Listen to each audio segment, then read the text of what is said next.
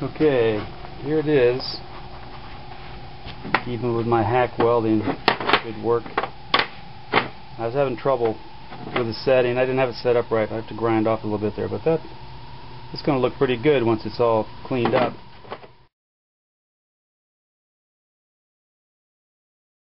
Okay, so it's all hacked together and welded up. This is the outer brake, the outer Ranger brake pad. It's a little bit thicker actually than the Volvo pad, so I had to make sure I was spaced to the front. Welded that in. I didn't need to clean that up because it doesn't touch anything. So I'll just put them back together now. So we've got your ball bearings, and your split pin goes in there. There was never any lubricant on this that I can tell, but on the thrust washer here goes a touch of oil.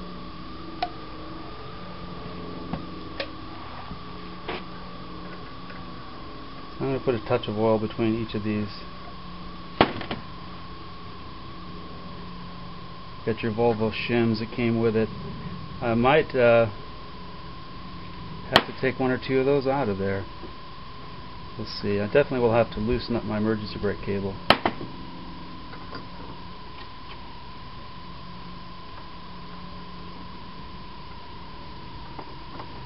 Okay, so this was the washer, my 5-cent washer that I extended out the other brakes with.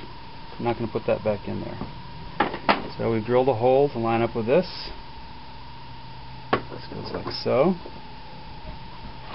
Got our bearings, our bolts. Go right in here. One of the springs. The top pad, or to the backer pad. Okay, now, this thing is sort of hot. Darn it, I have to put my gloves on. It's hot from the sun. It's cooled off from the welding already. So that's just sun heat. Alright, so that's going to crush down to there. You can see there's no room for the e-brake, the disc anymore. So what I'm going to do is there's a little bit of extra room on these bolts here.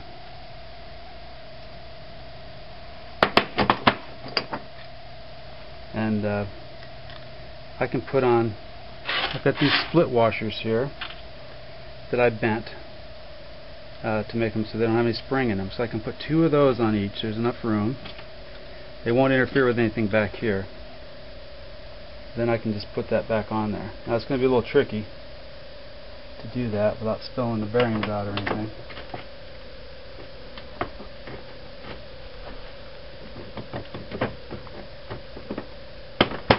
Alright, I think that's it. Pick it up and see if anything falls out. Alright, so let me slip these on here. It's going to take a little trial and error, putting it together and checking it in the Ranger to see if I have the spacing worked out right. That looks pretty good. We'll have to see. Maybe I need to take out one of these washers. Alright, so I'll tighten everything up with wrenches, of course. And we'll put it in the Ranger and see what it looks like. I might have to grind this more. We'll drop that in and see if that interferes. But here we go. We've got brakes. See, the split washers don't interfere with anything.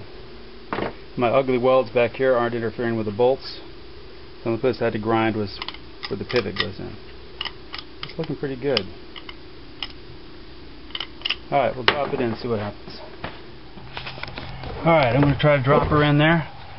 I tried to get the camera rigged up on the tripod where we could see what was going on, but they just can't. So you're going to have to put up with handheld. So that'll drop on there. Now with those 2 washers in there, it's just I can feel a little friction on the one side. I'm wondering if that will be okay. Because it doesn't take much to make it engage though. Crap, it's right there. Or criminy for you guys on the family-friendly sites. I think I need to take one washer out. Maybe put a thinner one in there. Yeah, I think I'll do that. I'm going to take a washer out. Alright, bolted down. I can reach under here and feel with my finger that there's somewhere between 1/8 of an inch and 1/16 of an inch of play there. It's not rubbing the hub.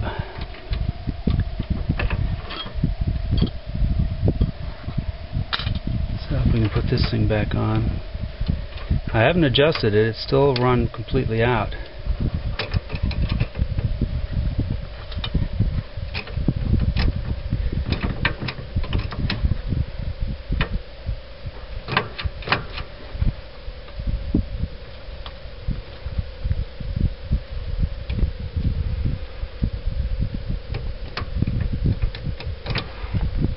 Alright, let's see what happens. Alright folks, I'm under the hood of the Ranger. I think earlier I used to believe that you could adjust this. This is the end of the cable sheath, but that just bolts on there. There's no way to adjust it. Then when you go to the other end, right there's no way to adjust that either. So it appears the only way to adjust these brakes is by fiddling with these shims. Now right in here you've got a set of shims that you can add and remove from. In my 5-cent e-brake fix I added a fender washer in there and got one more brake adjustment out of my old brakes.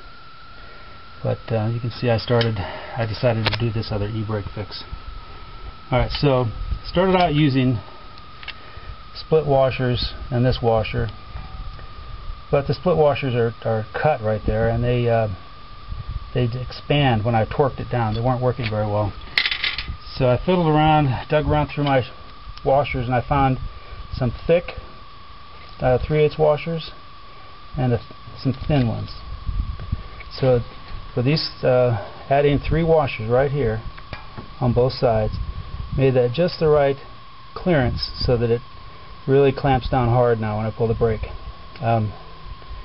And that also gives me future adjustments should these pads wear. There's quite a bit of meat on those pads. I can take some of these out.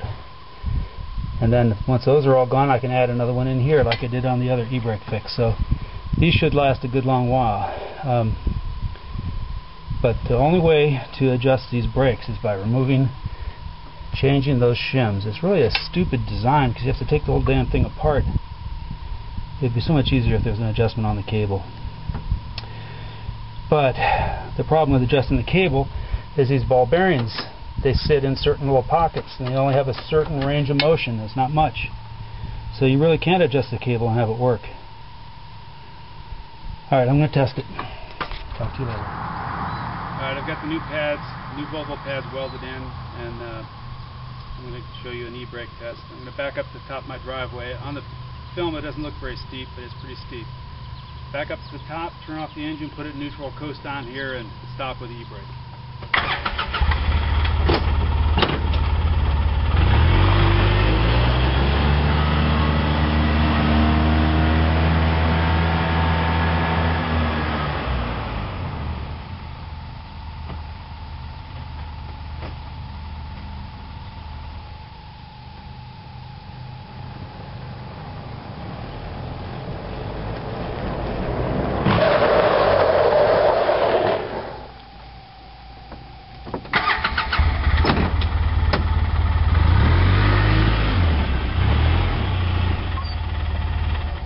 Well, as you can see, it locked up the rear wheels, came to a stop.